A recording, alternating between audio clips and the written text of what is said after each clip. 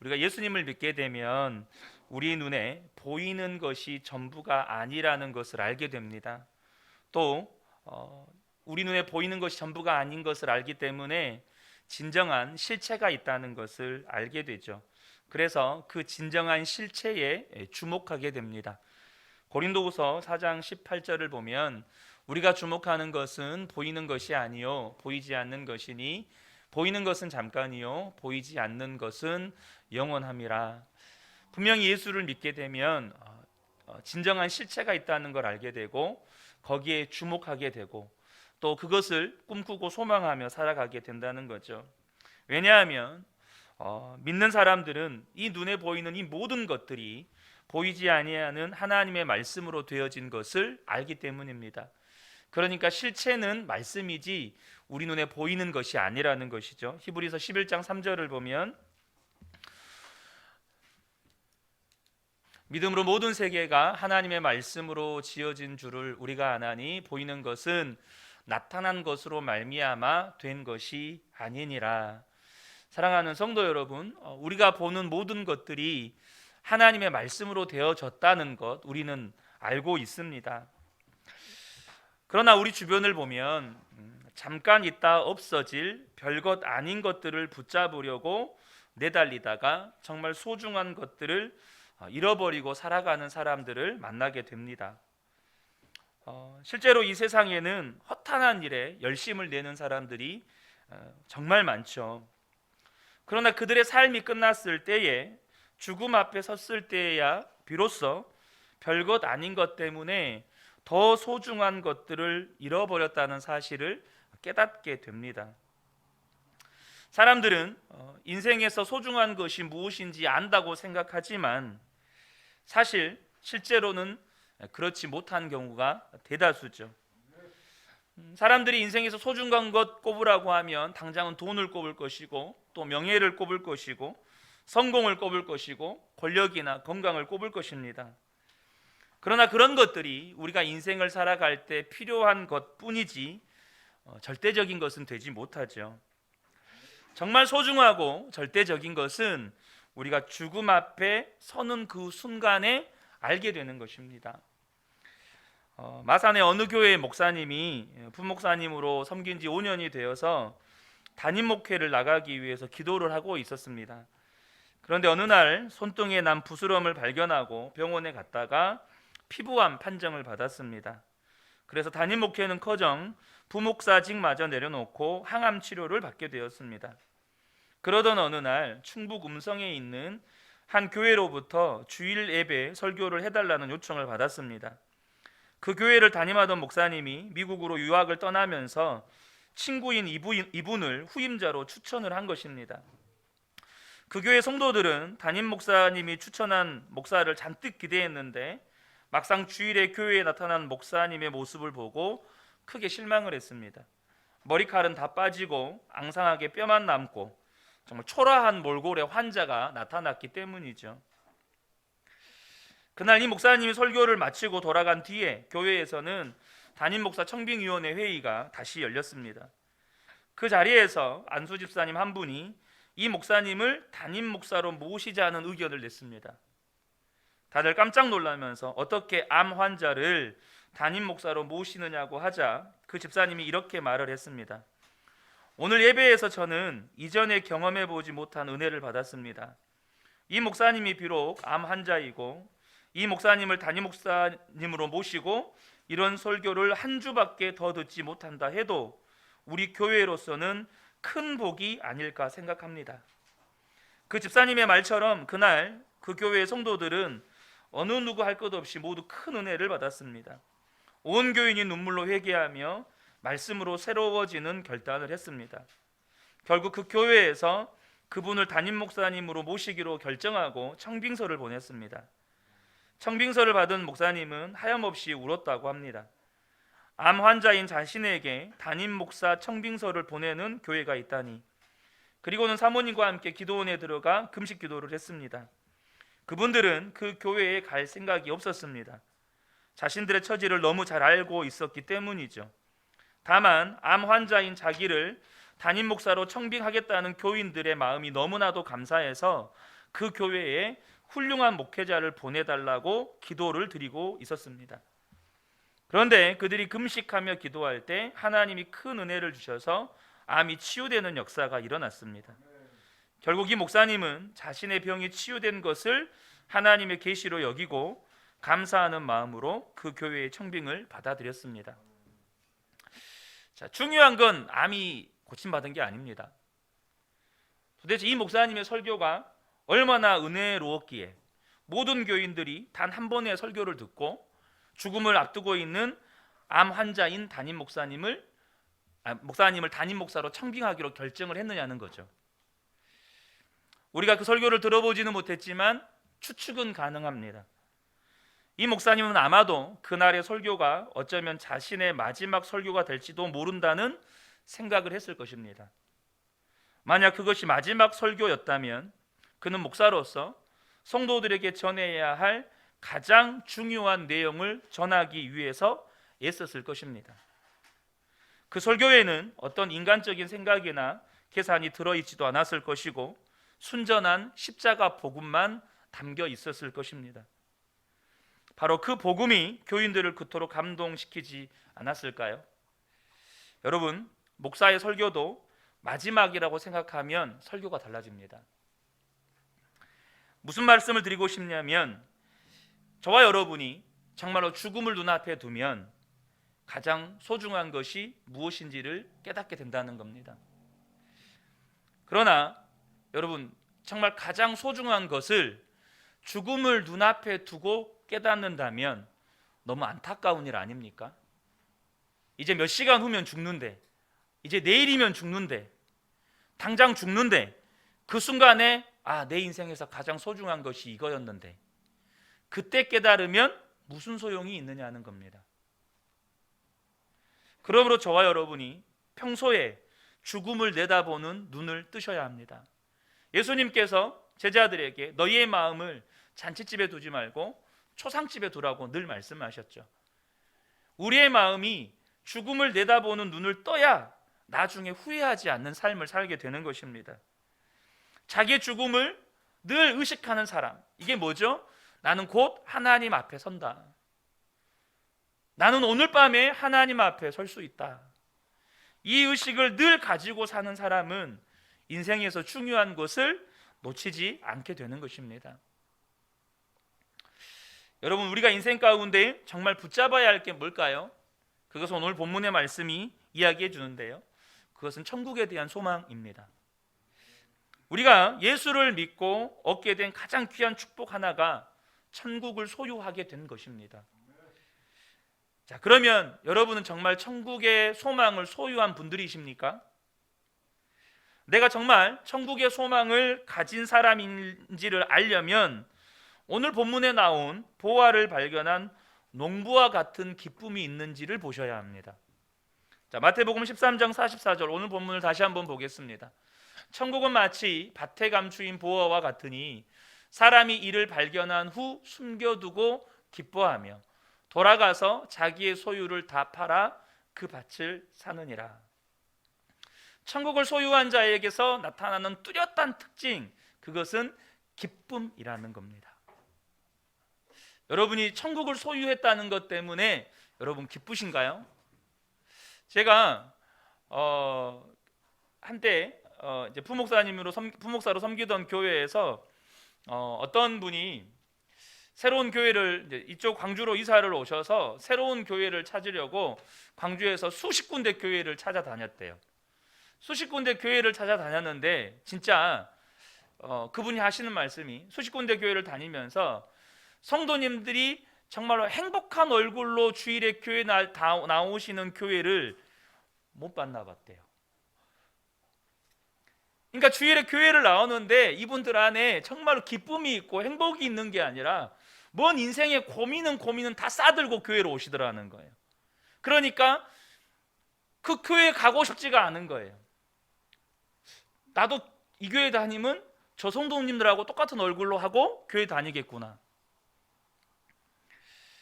여러분, 안타깝게도 많은 성도님들이 예수님을 영접하고 천국의 보화를 소유했으면서도 자신이 그 엄청난 보화를 소유했다는 기쁨과 만족은 소유하고 있지 못하다는 사실입니다.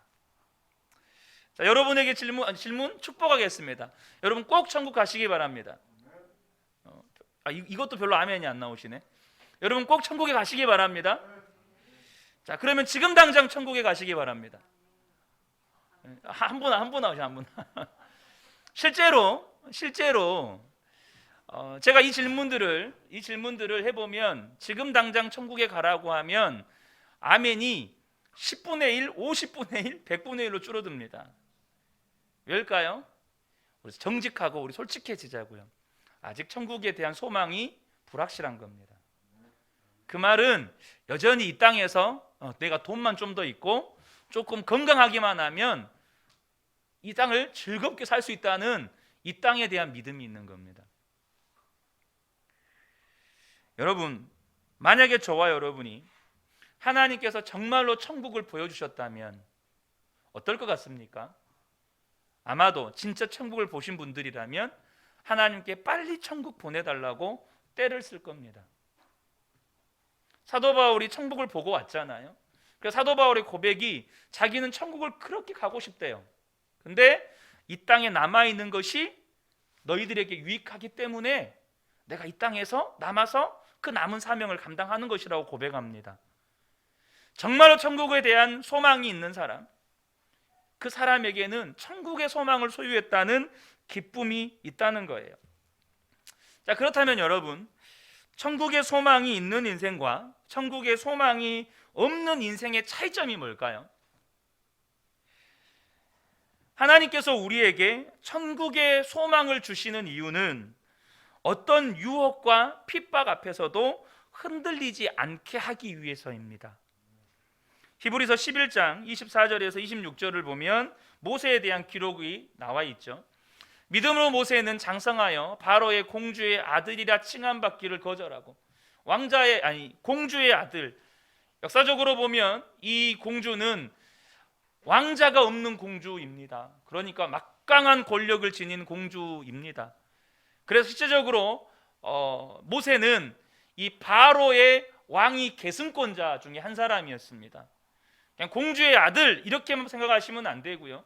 실제적인 왕위 계승권을 가지고 있는 막강한 권력의 위치에 있었던 사람이 모세였습니다. 그런데 그 왕위 계승권을 포기한 겁니다.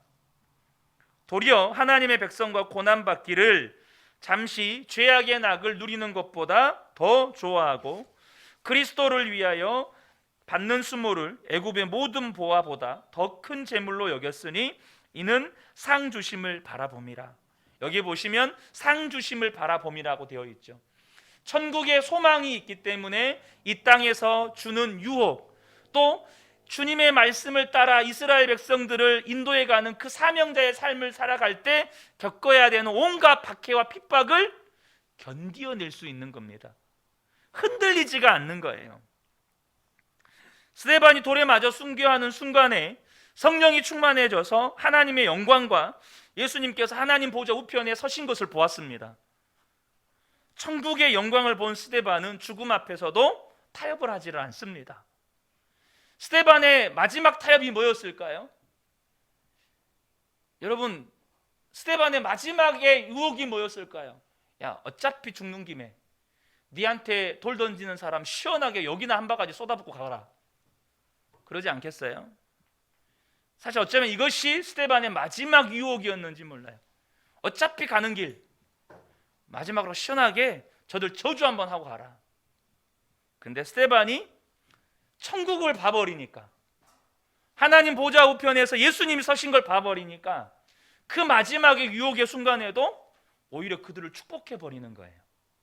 오히려 그들을 위해서 기도해버리는 거예요. 사랑하는 성도 여러분, 천국을 본 순간 순교도 감당할 힘이 생기는 겁니다. 천국의 소망을 가진 사람은 고난과 패배를 두려워하지 않게 되는 것이죠.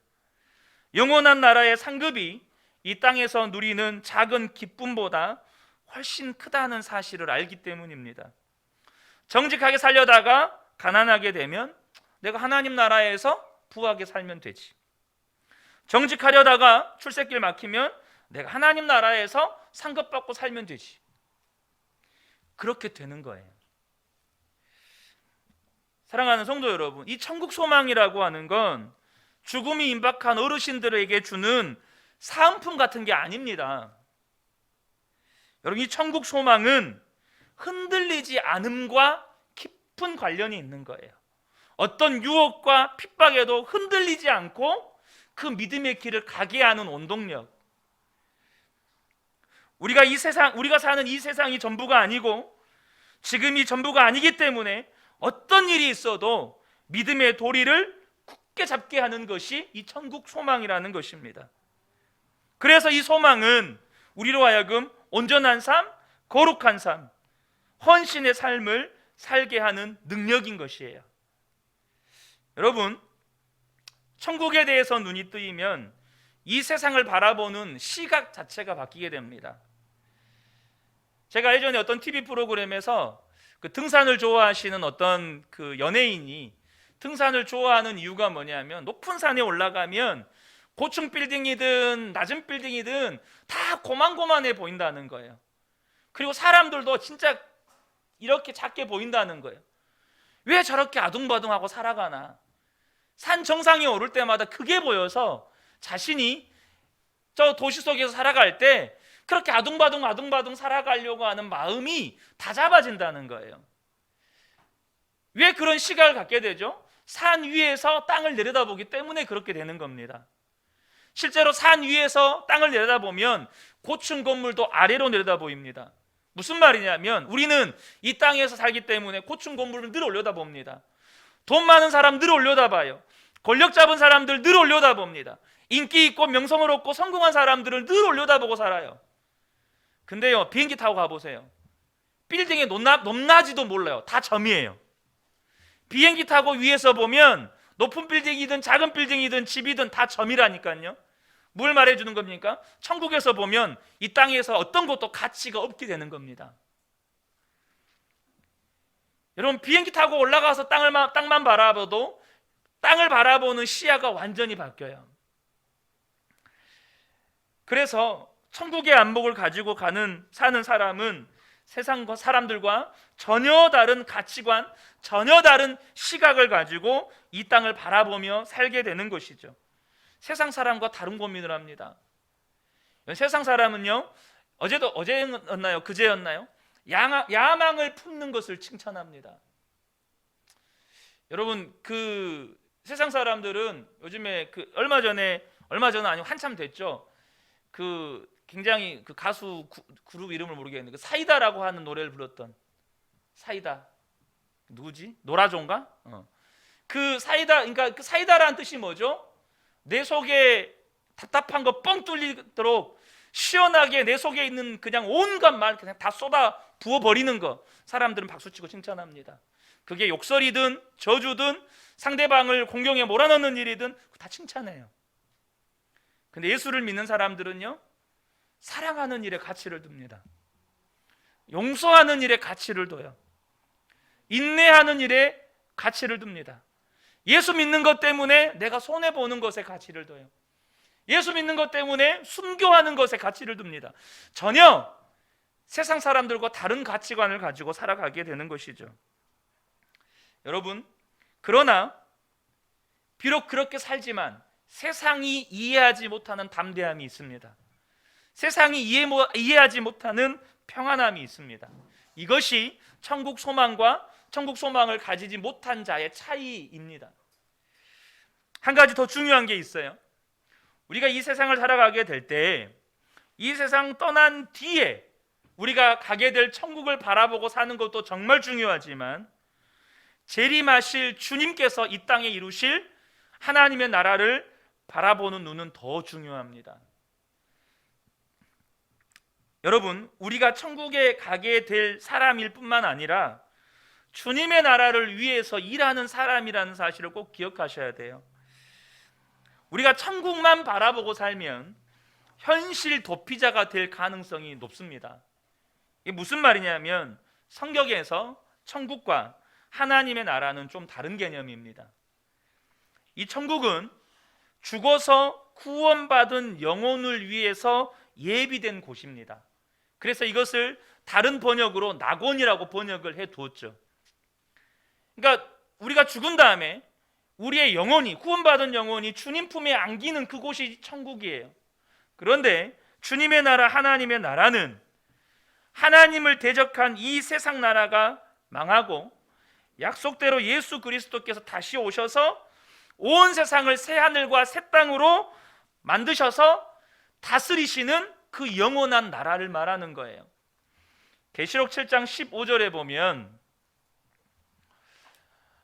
세상 나라가 우리 주와 그리스도의 나라가 되어 그가 세세토록 왕노릇 하시리로다. 여러분 분명히 아셔야 돼요. 주님이 다시 오시는 그날에 하나님을 대적했던 이 땅의 세상 나라는 다 사라지고 하나님께서 새 하늘과, 다시 오신 예수님이 새 하늘과 새 땅을 창조하십니다. 그리고 그곳에서 영원토록 왕노릇 하실 것이고 우리는 그 주님의 나라의 백성이 되는 겁니다. 별로 실제로 그래요. 지금 이런 반응들을 보이시는데 여러분 이게 우리의 믿음의 실체라는 것을 아셔야 돼요. 그러니까 지금 주님 품에 천국에 있는 그 사람들은 주님이 다시 오시는 그날에 주님이 구름 타고 다시 오신다고 말씀하시잖아요. 그때 그 구원받은 이 영혼들도 함께 다 다시 오는 거예요. 이거 아셔야 돼요. 여러분 계시록의 핵심 구절이 방금 우리가 읽었던 이 계시록 7장 15절의 말씀입니다. 주님 다시 오시고 이 세상 나라를 완전히 새롭게 하여서 영원한 하나님의 나라로 만드신다는 거예요. 재창조하신다는 거예요. 그러니까 이걸 잘못 해석하니까 이제 신천지가 나오는 거예요. 새하늘과 새 땅 해가지고. 그런데 이 하나님의 나라가 어떤 나라입니까? 이사야 선지자가 이렇게 묘사를 합니다. 우리가 어렸을 때 많이 불렀던 찬양입니다. 그때에 이리가 어린 양과 함께 살며 표범이 어린 염소와 함께 누우며 송아지와 어린 사자와 살찐 짐승이 함께 있어 어린아이에게 끌리며 암소와 곰이 함께 먹으며 그것들의 새끼가 함께 엎드리며 사자가 소처럼 풀을 먹을 것이며 젖 먹는 아이가 독사의 구멍에서 장난하며 젖된 어린아이가 독사의 굴에 손을 넣을 것이라. 실제로 여러분 어떻게 육식동물이 초식동물하고 같이 이렇게 할 수가 있지? 막 이런 생각 하잖아요. 그게 가능한 일입니다. 실제로 가능한 일이에요. 오늘 주제는 그게 아니니까. 근데 이게 뭘 말씀하는 걸까요? 하나님의 나라에서는 매일 뉴스를 장식하는 온갖 더럽고 악한 일들이 사라집니다. 그 비인간적인 일들, 음란하고 방탕한 일들, 모든 슬픔과 눈물과 질병과 고통과 싸움과 전쟁과 죽음이 없어집니다. 지금 미얀마 난리죠. 정의와 사랑이 온 세상에 충만하게 됩니다. 그러나 안타깝게도 많은 사람들이 주님의 나라가 이 땅에 도래하는 그 영광을 모릅니다. 그럼 몰라요. 그래서 여전히 에론 머스크인가요? 맞나요? 앨런 머스크인가요? 그 테슬라 회장 계속해서 우주선 발사하는 실험하잖아요. 지구가 오래 못 살 것 같으니까 새로운 별에 정착하려고 지금 계속 그 개발하고 있지 않습니까? 이 영광을 모르기 때문에 이 세상에 빠져서 세상 이익만 구하면서 아등바등 살아가는 것입니다. 여러분 꼭 기억하셔야 돼요. 예수님께서 제자들에게 가르쳐 주신 주기도문에 보면 마태복음 6장 10절에 나라가 임하시오며 하늘에서 이루어진 것 같이 이 땅에서도 이루어지이다. 이것이 도래할 주님의 나라에 대해서 주님께서 기도할 것을 우리에게 가르쳐 주신 거예요. 하나님의 나라가 이 땅에서 이루어지는 겁니다. 주님이 오시는 그날에, 다시 오시는 그날에 이루어지는 거예요. 그런데 주님의 가장 근심과 염려는 뭐냐면 성도들이 준비되지 않은 채 살아가는 것입니다. 이 말세의 징조에 대해서 가르쳐 주셨지만 또 한편으로 제자들에게 뭘 염려하셨냐면 준비되지 않고 이 마지막 때를 살아간다는 거예요. 마태복음 24장 37절과 37절에 39절 보면 노아의 때와 같이 인자의 임함도 그러하리라.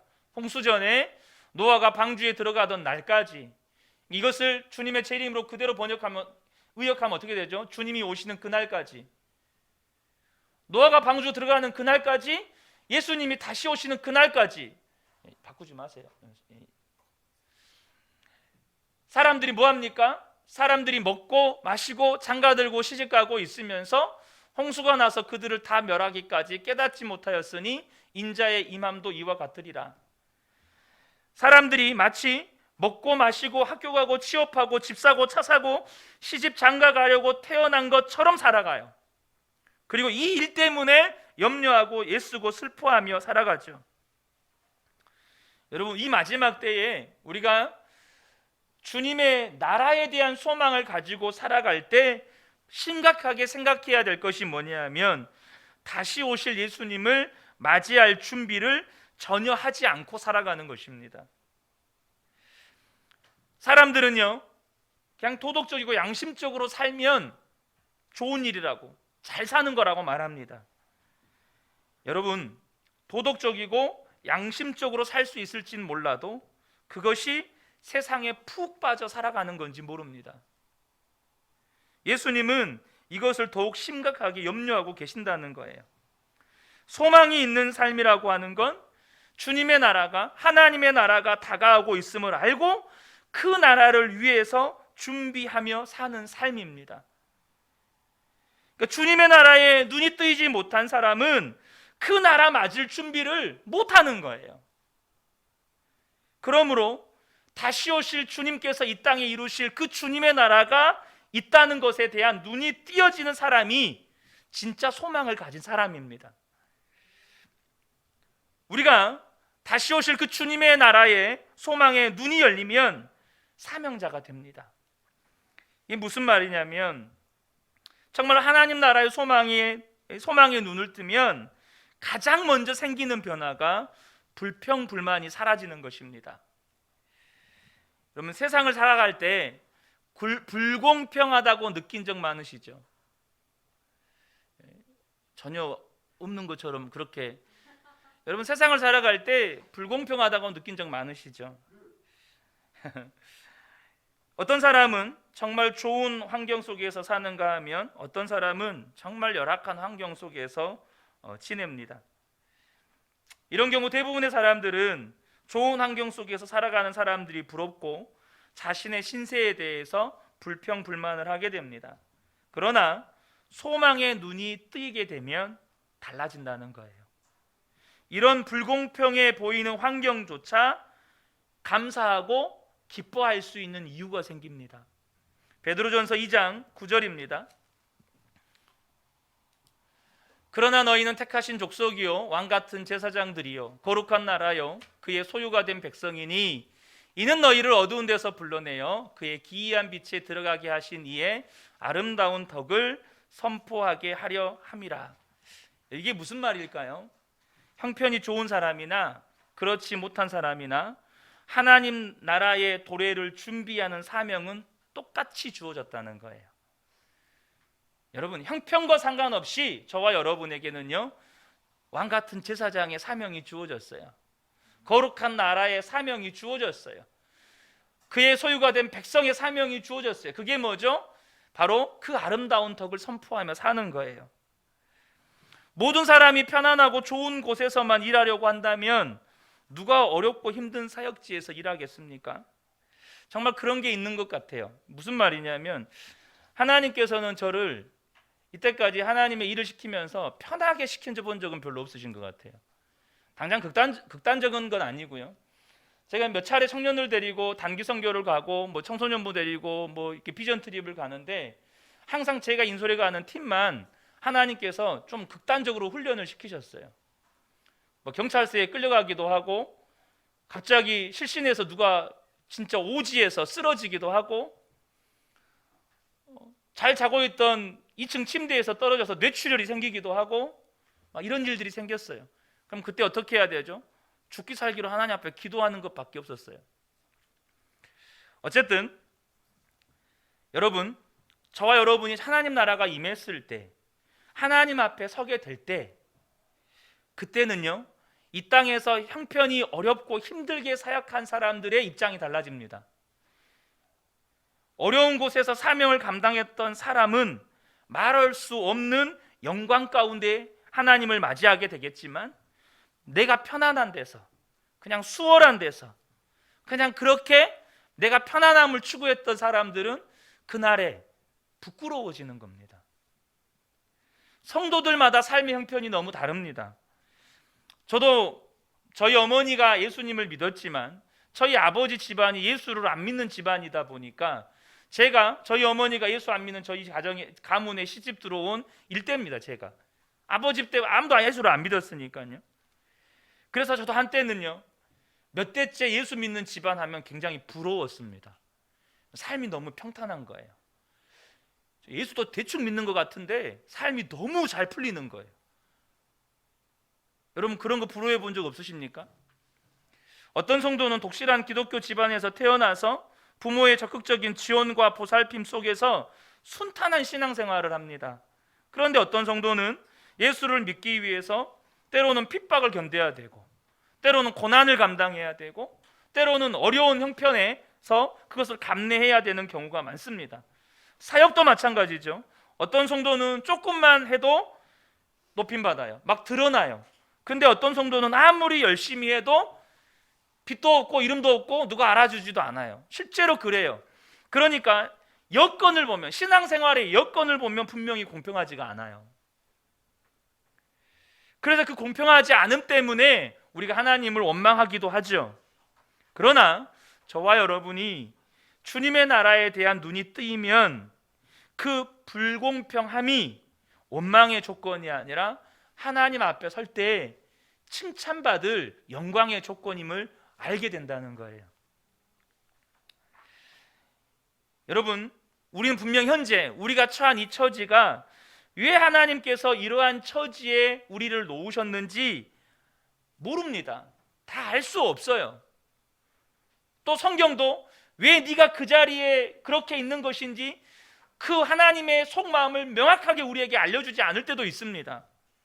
그런데요, 분명한 거 하나는 가르쳐 주십니다. 그게 뭘까요? 그것이 우리에게 은혜 베푸시려는 하나님의 계획이라는 겁니다. 이것은 분명해요. 여러분의 삶에 풀리지 않은 상황과 형편에 있다는 것이 왜 그렇게 하셨는지는 몰라요. 모를 수 있어요. 그런데 분명한 것은 하나님께서 은혜 베푸시는 계획 가운데 하신 일이라는 거예요. 분명한 것은 주님의 나라가 임하는 그날에 정말로 이름도 없고 빚도 없고 누구도 알아주지 않는 그 어려운 형편 가운데에서 하나님께서 부르신 그 길을 걸어갔던 사람들은 놀라운 영광의 상급을 얻게 될 거라는 거예요. 분명히 현재를 바라보면 공평하지 않은 것처럼 보여도 주님의 나라가 온 그날에는 여러분 최고의 영광을 취하게 되는 거예요. 이것이 장차 도래할 주님의 나라를 바라보는 소망의 눈입니다.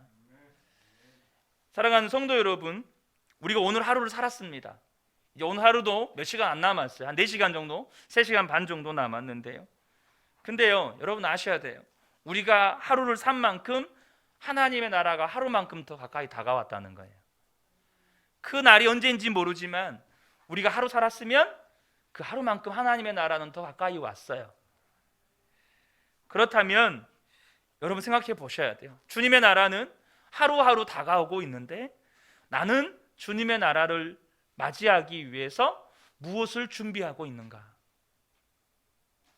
제가 자주 드리는 말씀이지만 우리가 주님이 오시든 우리가 주님 앞에 가든 중요한 건 태어난 데는 순서가 있지만 주님 앞에 가는 데는 순서가 없다는 겁니다. 이거 꼭 기억하셔야 돼요. 제가 우리 미래 세대들을 위해서 이 말씀을 꼭 드립니다. 주님이 너희는 나이가 어리니까 천국 문턱을 조금 낮춰줄게. 어른들은 기어 올라가야 되고 저 높으니까 어른들은 정말 암벽등반 하듯이 올라가야 되고 너희들은 어리니까 그냥 폴짝 뛰면 들어갈 수 있게 천국문 낮춰줄게. 절대 이렇게 하지 않으십니다. 누구나 다 예수를 믿는 믿음으로 구원받는 것이고 누구나 다 그 예수를 믿는 믿음 안에서 믿음으로 살아간 그 삶에 대해서 하나님께 칭찬과 책망이 있는 겁니다. 여러분, 사도 바울은 자기에게 유익하던 모든 사회적 신분, 종교적 신분, 학문적 자랑을 다 배설물로 여기고 오직 예수님이 그리스도이심을 전하는 일과 이방인들에게 복음을 전하는 삶을 살았습니다. 어떻게 이럴 수 있습니까? 여러분, 우리가 주님을 위해서 뭔가 하나 내려놓는 거 쉽지 않은 거 아시죠? 여러분, 뭔가 하나 내려놓는다는 거 우리는 성경에서 읽으니까 쉽다고 생각하지만 여러분, 사랑하는 일을 위해서, 용서하는 일을 위해서 주님께서 용서해, 그 용서하라고 말할 때 여러분 안에서 뭘 내려놔야 되죠? 나에게 상처 준 사람에 대한 그 원망, 그 분노, 그 모든 상처를 다 내려놔야 돼요. 주님, 저 죽어도 못 내려놓습니다. 주님, 반드시 복수해 주세요. 이게요, 그거 하나도 우리는 못 내려놔요. 자, 근데 고린도후서 12장 2절에 보면 바울이요, 그게 내려놓은 게 아니고요, 여러분 아셔야 돼요, 그냥 내려놓아진 거예요. 오히려 자기가 그렇게 귀하고 귀하게 여겼던 그 모든 것들이 이제는 배설물로 여겨지는 거예요. 여러분, 배설물이 귀하다고 호주머니에 넣고 다니실 분 안 계시잖아요. 배설물 귀하다고 집에다 거의 모셔놓을 분 안 계시죠. 근데 바울의 경험입니다. 내가 그리스도 안에 있는 한 사람을 아노니 그가 14년 전에 셋째 하늘에 이끌려 간 자라. 그가 몸 안에 있었는지 몸 밖에 있었는지 나는 모르거니와 하나님은 아시느니라. 내가 이런 사람을 아노니 그가 몸 안에 있었는지 몸 밖에 있었는지 나는 모르거니와 하나님은 아시느니라. 그가 낙원으로 이끌려가서 말로 표현할 수 없는 말을 들었으니 사람이 가히 이르지 못할 말이로다. 여기서 말하는 이 낙원이 천국이에요. 아까 말씀드렸던 예수를 믿고 구원받은 사람들이 죽으면 가는 천국을 말하는 거예요. 근데 그걸 보고 왔어요, 사도 바울이. 그걸 보고 왔어요. 그러니까 사도 바울이요, 제가 내일 또 부활주일날 나눌 말씀 가운데 일부긴 한데요, 자기가 정말로 자랑스럽게 여겼던 거, 자기가 바리새인이고 자기가 베냐민 지파고 또 자기가 공회 의원이고 이런 모든 사회적인 지위들, 정치적인 지위들, 종교적인 지위들, 그것을 정말로 자랑스럽게 여겼던 이 사도 바울이요, 이것을 본 순간, 하나님 나라를 본 순간 그게 더러워지는 거예요. 거기서 냄새가 나는 거예요. 도저히 견딜 수가 없는 거예요.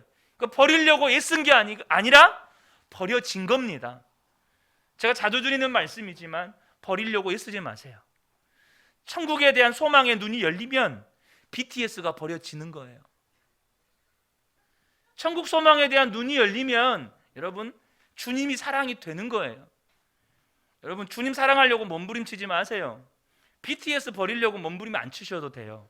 근데 천국에 대한 눈이 열리면 주님 사랑이 되고 내가 사랑했던 모든 것들이 배설물로 여겨지는 겁니다. 사랑하는 성도 여러분, 사도 바울은 오늘 본문의 말씀처럼 밭에 감추인 보화를 발견한, 그래서 자신의 모든 소유를 팔아서 그 보화를 산 대표적인 사람입니다. 여러분은 어떻습니까? 주님의 나라를 보고 천국 소망을 품은 사람은 이런 삶을 살게 되는 겁니다. 주님은 우리에게 살아라고 말씀하시지 않고 그 소망을 우리에게 던져주시면서 그 소망을 품으면 그렇게 살게 될 거라고 말씀하시는 거예요. 저는 우리 근혜교회 또 함께 예배한 우리 모든 성도님들이요, 정말 하나님 나라 그리고 천국의 소망을 품게 되시기를 축복합니다. 그 눈이 열리면 달라지는 거예요. 그 눈이 열리면 여러분, 이 땅 가운데서 사명자로 살아가게 되는 겁니다. 이 밤에 함께 예배한 우리 모든 성도님들이 영원한 하나님 나라와 천국의 소망을 품고 살아가시게 되시기를 주님의 이름으로 축복합니다. 아멘.